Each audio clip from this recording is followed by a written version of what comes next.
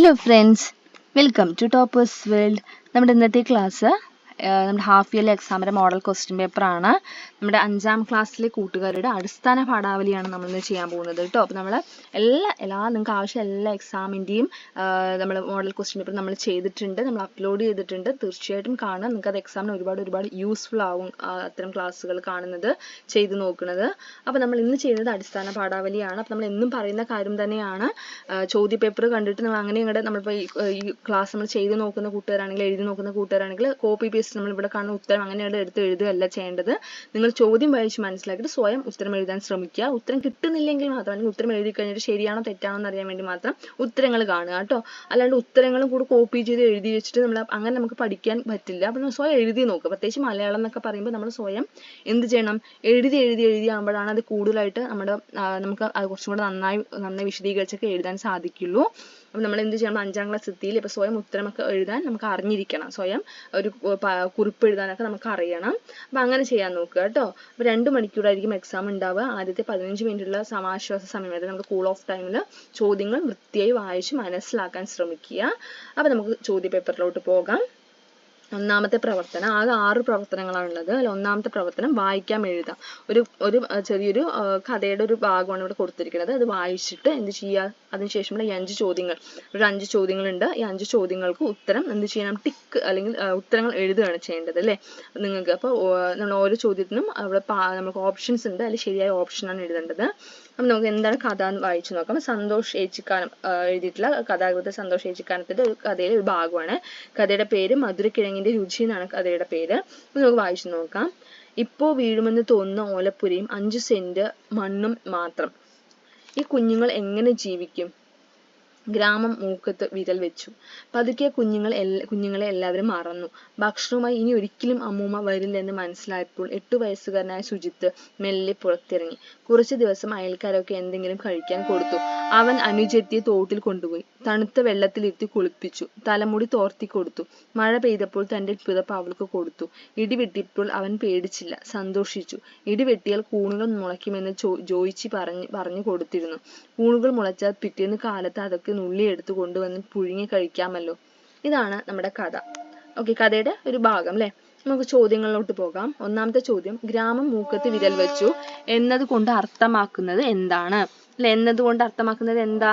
A, കുട്ടികളുടെ അവസ്ഥയോർത്ത് ഉത്കണ്ഠപ്പെട്ടു. B, ചുറ്റുപാടും ദുർഗന്ധമുള്ളതുകൊണ്ട് മൂക്ക് പൊത്തി. സി, സ്വയം നാണം വന്നതുകൊണ്ട് മൂക്കിൽ വിരൽ വെച്ചു. ഡി, ഗ്രാമത്തിലെ ആചാരത്തിന്റെ ഭാഗമായി മൂക്കിൽ തൊട്ടു. എന്താണ് ഉത്തരം? കുട്ടികളുടെ അവസ്ഥയോർത്ത് ഉത്കണ്ഠപ്പെട്ടു. രണ്ടാമത്തെ, കഥാഭാഗം വായിക്കുമ്പോൾ മനസ്സിലാവുന്ന ജീവിത അവസ്ഥ എന്ത്? എ, സന്തോഷം. ബി, ദാരിദ്ര്യം. സി, പരിഹാസം. ഡി, നിസ്സംഗത. ഏതാണ്? ദാരിദ്ര്യം അല്ലെ, ബി, ദാരിദ്ര്യം. 3, സുജിത്ത് എപ്പോഴാണ് തന്റെ പുതപ്പ് അനുജത്തിക്ക് നൽകിയത്? എ, തണുത്ത വെള്ളത്തിലിരുത്തിയപ്പോൾ. ബി, അയൽക്കാർ മറന്നപ്പോൾ. സി, മഴ പെയ്തപ്പോൾ. ഡി, കഴിക്കാൻ കൊടുത്തപ്പോൾ. എപ്പോഴായിരുന്നു പുതപ്പ് കൊടുത്ത്? മഴ പെയ്തപ്പോൾ. 4, ഇടിവെട്ടിയപ്പോൾ സുജിത്ത് സന്തോഷിച്ചത് എന്തിനാ?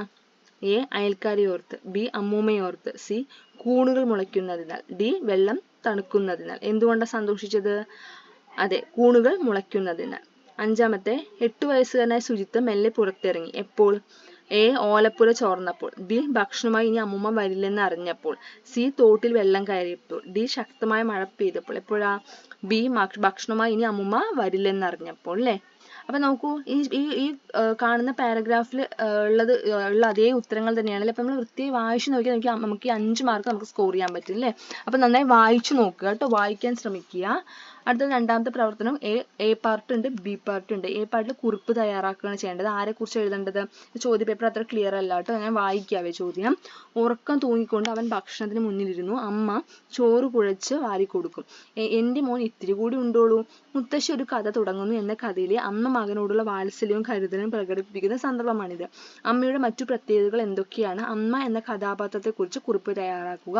അതായത് നമ്മുടെ മുത്തശ്ശി ഒരു കഥ തുടങ്ങുന്നു എന്നുള്ള പാഠത്തിന്റെ ക്ലാസ് എല്ലാവരും കണ്ടു കാണുമല്ലോ അല്ലേ. അപ്പൊ ആ പാഠത്തില് നമുക്ക് മുത്തശ്ശിയുണ്ട്, കുട്ടിയുണ്ട്, പിന്നെ അമ്മയുണ്ട് അല്ലേ.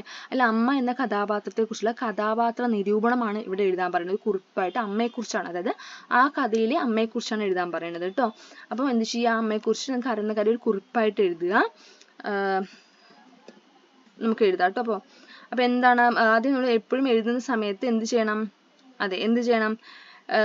എന്താണ് എഴുതുന്നത്, ഇപ്പോൾ ഒരു കഥാപാത്ര നിരൂപണമാണെങ്കിൽ കഥാപാത്ര നിരൂപണം, അല്ലെങ്കിൽ കുറിപ്പാണെങ്കിൽ കുറിപ്പ് എന്ന് ഹെഡിങ് എഴുതുക കേട്ടോ. എന്നിട്ട് ആരെക്കുറിച്ചാണ് എഴുതുന്നത്, അമ്മയെക്കുറിച്ചാണ്, അപ്പോൾ അമ്മ എന്ന് കൊടുക്കുക, എന്നിട്ട് എഴുതുക. മുത്തശ്ശി ഒരു കഥ തുടങ്ങുന്നു എന്ന കഥയിലെ ഏറ്റവും സ്നേഹനിധിയായ കഥാപാത്രമാണ് അമ്മ. അമ്മ എന്ന കഥാപാത്രത്തിലൂടെ ഒരു സാധാരണ അമ്മയുടെ സ്നേഹവും കരുതലും എഴുതുകാർ മനോഹരമായി അവതരിപ്പിക്കുന്നു. മകന്റെ കാര്യങ്ങളിൽ അമ്മ അത്യന്തം ശ്രദ്ധ പുലർത്തുന്നവളാണ്. സ്വന്തം ക്ഷീണമോ ഉറക്കമോ അവൾ പരിഗണിക്കാതെ മകന്റെ ആവശ്യങ്ങൾ ആദ്യം നിറവേറ്റുന്ന സ്വഭാവമാണ് അമ്മയ്ക്കുള്ളത്. കഥയിൽ അമ്മ മകന് ചോറ് കുഴച്ച് വാരി കൊടുക്കുന്നതും എന്റെ മോൻ ഇത്തിരി കൂടി ഉണ്ടോളൂ എന്ന സ്നേഹത്തോടെ വിളിക്കുന്നതും അമ്മയുടെ അകമഴിഞ്ഞ മാതൃസ്നേഹത്തെ വ്യക്തമാക്കുന്നു. മകന്റെ ആരോഗ്യം നല്ലതാകണം, അവൻ സന്തോഷത്തോടെ ഇരിക്കണം എന്നതാണ് അമ്മയുടെ ആഗ്രഹം. അതിനായി അമ്മ ഏത് ത്യാഗവും ചെയ്യാൻ തയ്യാറാണ്.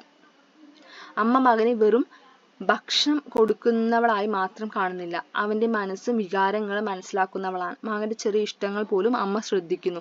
അവനെ സ്നേഹത്തോടെയും കരുണയോടെയും വളർത്തുന്ന അമ്മ ഒരു ഉത്തമ മാതൃകയാണ്. കഥയിൽ അമ്മ എന്ന കഥാപാത്രം സ്നേഹത്തിന്റെ, കരുതലിന്റെ, ത്യാഗത്തിന്റെ പ്രതീകമായി നിലകൊള്ളുന്നു. അമ്മയുടെ ഈ ഗുണങ്ങളാണ് കഥയെ കൂടുതൽ ഹൃദയസ്പർശിയാക്കുന്നത്. ഓക്കെ, അടുത്ത ബി പാർട്ട്. അവൻ വീണ്ടും തന്റെ അപേക്ഷ ആവർത്തിച്ചു. എന്തായിരുന്നു ഉണ്ണിക്കണ്ണന്റെ അപേക്ഷ? ബംഗ്ലാവിൽ വീണ്ടും പോകണം, കഥ കേൾക്കണം, ഊഞ്ഞാൽ വേണം, പൂന്തോട്ടത്തിൽ കളിക്കണം. എന്തായിരുന്നു? ഊഞ്ഞാൽ വേണം അല്ലേ. അടുത്തത് മൂന്നാമത്തെ പ്രവർത്തനം വിശകലന കുറിപ്പാണ്. ഒരു കവിതയിലെ 2 വരികൾ ഇവിടെ കൊടുത്തിട്ടുണ്ട്. അറിയാ പൈതൽ നീ കളിയാടി ഏറ്റ മുറിവ് ഭൂഷണം നിനക്കുണ്ണി. കുട്ടികളുടെ വികൃതികളെല്ലാം അവർക്ക് ഭൂഷണമാണെന്നാണ് അമ്മ കരുതുന്നത്. പരിക്കേറ്റ കുട്ടി എന്ന കവിതയെ വിശകലനം ചെയ്ത് കുറിപ്പ് തയ്യാറാക്കുക. എന്താണ്? പരിക്കേറ്റ കുട്ടി എന്ന കവിതയെ വിശകലനം ചെയ്തിട്ട് ആ കവിതയ്ക്കാണ് വിശകലന കുറിപ്പ് തയ്യാറാക്കേണ്ടത് അല്ലേ. എന്താണ് ഇവിടെ കൊടുത്തിരിക്കുന്ന വരികൾ? എന്താ? അറിയാ പൈതൽ നീ കളിയാടി ഏറ്റ മുറിവ് ഭൂഷണം നിനക്കുണ്ണി എന്ന ഈ വരികളിൽ കളിക്കിടിൽ അറിയാതെ പരിക്കേറ്റ ഒരു കുഞ്ഞിന്റെ അവസ്ഥയാണ് അവതരിപ്പിച്ചിരിക്കുന്നത്. കുട്ടിക്കാലങ്ങളിൽ വികൃതിയും അതുണ്ടാകുന്ന മുറിപ്പാടുകളും ഒരു അലങ്കാരമായി കാണണമെന്ന് കുട്ടിയോട് അമ്മ പറയുന്നു. കുട്ടിയുടെ നിഷ്കളങ്കതയും അവനുണ്ടായ മുറിവും കവി സ്നേഹപൂർവ്വം ചിത്രീകരിക്കുന്നു. മുറിവിനെ ഭൂഷണം എന്ന് പറയുന്നത് കുട്ടിയോടുള്ള കരുതലിനെയും സ്നേഹത്തെയും വ്യക്തമാക്കുന്നു. കുമാരനാശാന്റെ പരിക്കേറ്റ കുട്ടി എന്ന കവിത ഒരു അമ്മയും കുട്ടിയും തമ്മിലുള്ള സ്നേഹബന്ധത്തിന്റെ ഹൃദയസ്പർശിയായ ചിത്രമാണ്. കളിക്കിടയിൽ വീണ് പരിക്കേറ്റ കുട്ടിയെ ആശ്വസിപ്പിക്കുന്ന അമ്മയുടെ വാത്സല്യമാണ് കവിതയുടെ കാതൽ. കുട്ടിയുടെ വേദന കണ്ട് അമ്മയുടെ ഹൃദയം വേദനിക്കുന്നു. അവൾ കുട്ടിയെ ശാന്തനാക്കാൻ ശ്രമിക്കുകയും പരിക്കുകൾ ഒരു കളിയുടെ ഭാഗമാണെന്ന് അത് അഭിമാനിക്കാനുള്ള കാരണമാണെന്ന് പറഞ്ഞ് സമാധാനിപ്പിക്കുകയും ചെയ്യുന്നു. കവിതയുടെ അവസാന ഭാഗത്തിൽ അമ്മ കുട്ടിയുടെ മുറിവുകളിൽ ചുംബിക്കുമ്പോൾ കുട്ടി പുഞ്ചിരിക്കുന്നതായി വർണ്ണിക്കുന്നു.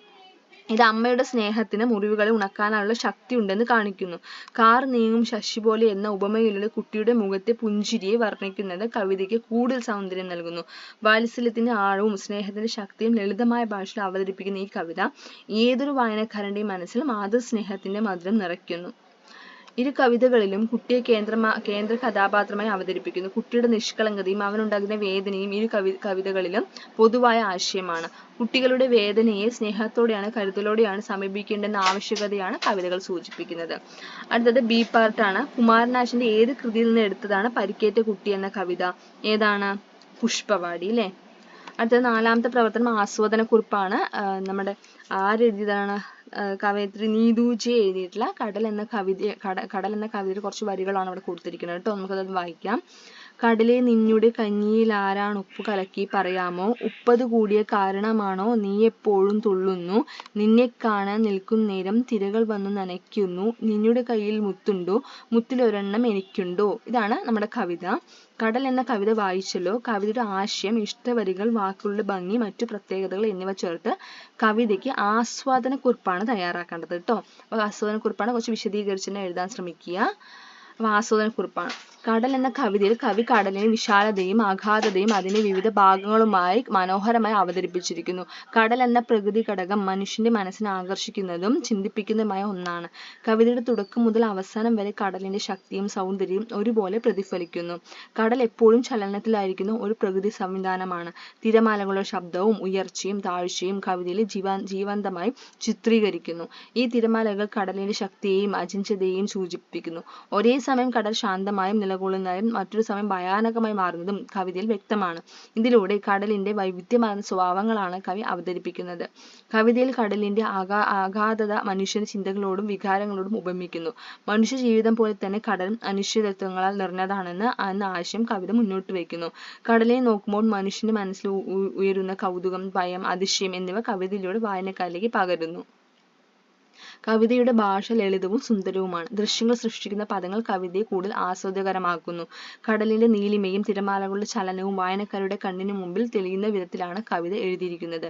പ്രകൃതിയോടുള്ള കവിയുടെ ആദരവും സ്നേഹവും ഓരോ വരിയിലും പ്രകടമാണ്.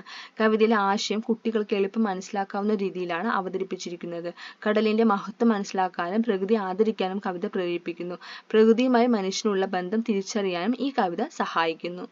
ഇങ്ങനെ കടൽ എന്ന കവിത പ്രകൃതിയുടെ മഹത്വവും സൗന്ദര്യവും ഒരുപോലെ അവതരിപ്പിക്കുന്ന ഒരു മികച്ച കവിതയാണ്.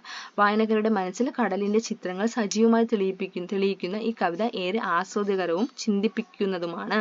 അപ്പൊ ഒരു ആസ്വാദനക്കുറിപ്പാണ്. കുറച്ച് വിശദീകരിച്ച് തന്നെ എഴുതാൻ ശ്രമിക്കുക കേട്ടോ. 5ാമത്തെ പ്രവർത്തനം അനുഭവക്കുറിപ്പാണ്. എത്രയൊക്കെ കഷ്ടതകൾ ഉണ്ടെങ്കിലും ഭൂമിയിൽ ഒരുപാട് നന്മകളുണ്ട്. ആ നന്മകൾ കൂടുതലുള്ളത് കുഞ്ഞുങ്ങളിലും. നന്മപ്പൂക്കൾ എന്ന കഥയിലെ ഈ വരികൾ ഓർമ്മിക്കുന്നുണ്ടല്ലോ ഉണ്ടല്ലേ. മറ്റുള്ളവർക്കായി നന്മകൾ ചെയ്ത കുഞ്ഞുങ്ങളാണ് നിങ്ങളും. നിങ്ങൾ ചെയ്ത നന്മ നിറഞ്ഞ പ്രവൃത്തിയെക്കുറിച്ച് കുറിപ്പെഴുതുക. അതായത് നിങ്ങൾ ആർക്കെങ്കിലും എന്തെങ്കിലും പോലെ നന്മയൊക്കെ ചെയ്തിട്ടുണ്ടെങ്കിൽ അത് നിങ്ങളുടെ ഒരു അനുഭവക്കുറിപ്പായിട്ട് എഴുതാനാണ് പറയുന്നത്. നമ്മളൊരു എക്സാമ്പിൾ ഇവിടെ കൊടുത്തിട്ടുണ്ട് കേട്ടോ. ഒരു ദിവസം സ്കൂൾ വിട്ട് വീട്ടിലേക്ക് പോകുമ്പോൾ വഴിയിൽ ഒരു അമ്മൂമ്മയെ ഞാൻ കണ്ടു. അവർ വളരെ ക്ഷീണിച്ചിരിക്കുകയായിരുന്നു. കയ്യിൽ ചെറിയൊരു സഞ്ചി മാത്രമേ ഉണ്ടായിരുന്നുള്ളൂ. അവരെ കണ്ടപ്പോൾ എനിക്ക് സങ്കടം തോന്നി. അവർക്ക് കാലിന് സുഖമില്ലായിരുന്നു. അവർ എൻ്റെ അടുത്ത് കുടിക്കാൻ അല്പം വെള്ളം തരുമോ എന്ന് ചോദിച്ചു. ഞാൻ വളരെ സന്തോഷത്തോടെ എൻ്റെ കുപ്പിയിലെ വെള്ളം ആ അമ്മൂമ്മയ്ക്ക് കുടിക്കാൻ കൊടുത്തു. വെള്ളം കുടിച്ചപ്പോൾ അവർ സന്തോഷത്തോടെ എന്നോട് നന്ദി പറഞ്ഞു. അവരുടെ മുഖത്ത് സന്തോഷം കാണാൻ കഴിഞ്ഞു. ആ ചെറിയ സഞ്ചി എടുക്കാൻ സഹായത്തിനായി ആരെയോ തിരയുകയായിരുന്നു ആ അമ്മൂമ്മ. കുറച്ച് പച്ചക്കറി മാത്രമേ അതിലുണ്ടായിരുന്നുള്ളൂ. ഞാൻ സഞ്ചി എടുത്തു നോക്കിയപ്പോൾ എനിക്ക് എടുക്കാവുന്ന ഭാരം മാത്രമേ അതിലുണ്ടായിരുന്നുള്ളൂ. ഞാൻ അതെടുത്ത് ഓട്ടോ സ്റ്റാൻഡ് വരെ പോകാൻ പാവം അമ്മൂമ്മയ്ക്ക് വയ്യായിരുന്നു. ഞാൻ ആ സഞ്ചി എടുത്ത് അമ്മൂമ്മയോടൊപ്പം ഓട്ടോ സ്റ്റാൻഡ് വരെ പോയി. സഞ്ചി ഓട്ടോയിൽ വെച്ച് കൊടുത്തു. എന്നിട്ട് ഓട്ടോ മാമനോട് സഞ്ചി ഇറക്കാൻ അമ്മൂമ്മയെ സഹായിക്കണേ എന്ന് ഓർമ്മപ്പെടുത്തുകയും ചെയ്തു. അന്ന് ഞാൻ മനസ്സിലാക്കി ചെറിയൊരു സഹായം പോലും മറ്റുള്ളവർക്ക് വലിയ സന്തോഷം നൽകുമെന്ന്. ആ അനുഭവം എൻ്റെ മനസ്സിൽ ഇന്നും നിലനിൽക്കുന്നു. മറ്റുള്ളവരെ സഹായിക്കുമ്പോൾ നമ്മളും സന്തോഷം അനുഭവിക്കുന്നു എന്നതാണ് ആ ദിവസം എന്നെ പഠിപ്പിച്ച പാഠം. അപ്പൊ നിങ്ങൾക്ക് ഉണ്ടായ അനുഭവമാണ് ഇവിടെ എഴുതേണ്ടത് കേട്ടോ. അടുത്തത് ബി പാർട്ട്. മിറിക്ക് വേണ്ടി അവർക്കത് ചെയ്തേ മതിയാവുമായിരുന്നുള്ളൂ. എന്താണ് കൂട്ടുകാർ ചെയ്തത്? ഷൂ വൃത്തിയാക്കി, ചൂടുകുപ്പായങ്ങൾ വാങ്ങി, അച്ഛനമ്മമാരെ കണ്ടെത്തി പരീക്ഷ എഴുതി കൊടുത്തു. എന്ത് ചെയ്തു? ചൂടുകുപ്പായങ്ങൾ വാങ്ങി അല്ലേ. അടുത്ത 6ാമത്തെ പ്രവർത്തനം സ്നേഹ സന്ദേശമാണ്. നമ്മുടെ ലാസ്റ്റ് പ്രവർത്തനമാണ്. കനിവായി നിലാവായി എന്ന യൂണിറ്റിലെ എല്ലാ പാഠങ്ങളും സ്നേഹത്തെക്കുറിച്ചാണ് വിവരിക്കുന്നത്. അച്ഛനമ്മമാരും കൂട്ടുകാരും സഹോദരങ്ങളും ഒക്കെ ജീവിതത്തിൽ നമ്മളെ സ്നേഹിക്കുന്നുണ്ട്. അങ്ങനെ നമ്മളെ സ്നേഹിക്കുകയും ചെയ്യുന്ന എത്രയോ പേരുണ്ട്. ക്ലാസ്സിൽ തയ്യാറാക്കുന്ന സ്നേഹ പതിപ്പിലേക്ക് ഒരു സ്നേഹ സന്ദേശം തയ്യാറാക്കുക കേട്ടോ. സ്നേഹ സന്ദേശം: സുഹൃത്തുക്കളെ സ്നേഹിക്കുക. എല്ലാവരോടും സൗഹൃദപൂർവ്വം പെരുമാറുക. ഒരു സുഹൃത്ത് ദുഃഖിച്ചാൽ അവനെ ആശ്വസിപ്പിക്കുക. സന്തോഷിച്ചാൽ അവനോടൊപ്പം ആഹ്ലാദിക്കുക. ചെറിയ സഹായങ്ങളും നല്ല ചിന്തകളും വലിയ സന്തോഷം വിതറി മറ്റുള്ളവരെ പ്രചോദിപ്പിക്കാനും സഹായിക്കാനും കഴിയും. നമുക്ക് എല്ലാവർക്കും സ്നേഹത്തോടെ പെരുമാറാൻ ശ്രമിക്കണം. മറ്റുള്ളവരെ മനസ്സിലാക്കി അവരുടെ ദുഃഖങ്ങളിലും സന്തോഷങ്ങളിലും പങ്കാളികളാവുക. നന്മയും സ്നേഹവും ജീവിതത്തിൽ നല്ല ബന്ധങ്ങളും ഹൃദയസ്പർശിയായ അനുഭവങ്ങളും നൽകും.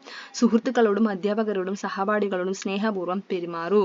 എല്ലാവരുടെയും ഹൃദയത്തിൽ സന്തോഷവും സൗഹൃദവും നിറയാൻ സഹായിക്കൂ. സ്നേഹവും കരുണയും നമ്മുടെ ജീവിതത്തെ മനോഹരവും സമൃദ്ധവുമാക്കും. ഒരു ചെറിയൊരു സ്നേഹ സന്ദേശം എഴുതുന്നതാണ് കേട്ടോ 6ാമത്തെ പ്രവർത്തനം. 6 പ്രവർത്തനങ്ങളായിരുന്നു ഉണ്ടായിരുന്നത്. അപ്പോൾ ഇത്തരം ചോദ്യങ്ങളായിരിക്കും നമുക്ക് മലയാളം സെക്കൻഡിൽ നമ്മുടെ അടിസ്ഥാന പാഠാവലിയിൽ വരാൻ സാധ്യതയുള്ള ചോദ്യങ്ങൾ. അപ്പോൾ എല്ലാ പാഠങ്ങളും വൃത്തിയായി പഠിച്ചിട്ട് പോവുക. അടിസ്ഥാന പാഠാവലി എല്ലാ ചാപ്റ്റേഴ്സിൻ്റെ ക്ലാസ്സുകളും നമ്മൾ ഓൾറെഡി അപ്ലോഡ് ചെയ്തിട്ടുണ്ട്. ആ ചോദ്യങ്ങളും നമ്മൾ ചെയ്തിട്ടുണ്ട് അല്ലേ. അപ്പോൾ തീർച്ചയായിട്ടും നിങ്ങൾക്ക് അത് ഒരുപാട് യൂസ് ആവും. നമ്മുടെ അടിസ്ഥാന പാഠാവലിൻ്റെ പ്ലേലിസ്റ്റ് ഓപ്പൺ ചെയ്ത് നോക്കി നിങ്ങൾക്ക് ആവശ്യമുള്ള ക്ലാസ്സുകൾ കാണാം. അപ്പോൾ എല്ലാവർക്കും ഇന്നത്തെ ക്ലാസ് മനസ്സിലായി കാണുമെന്ന് കരുതുന്നു. ക്ലാസ് ഇഷ്ടമായി ലൈക്ക് ചെയ്യുക, നിങ്ങളുടെ കൂട്ടുകാർക്ക് ഷെയർ ചെയ്ത് കൊടുക്കുക. അതോടൊപ്പം വീണ്ടും ഓർമ്മപ്പെടുത്തുകയാണ്, എക്സാം നന്നായി തന്നെ എഴുതുക. ചോദ്യങ്ങൾ വായിച്ച് മനസ്സിലാക്കിയിട്ട് ഉത്തരം എഴുതാൻ ശ്രമിക്കുക കേട്ടോ. എല്ലാവർക്കും ഓൾ ദി ബെസ്റ്റ്. എല്ലാവരും നന്നായി തന്നെ എക്സാം എഴുതുക. നമ്മുടെ ചാനൽ സബ്സ്ക്രൈബ് ചെയ്യാത്ത കൂട്ടുകാരാണെങ്കിൽ ഒന്ന് സബ്സ്ക്രൈബ് ചെയ്യുക. Thank you.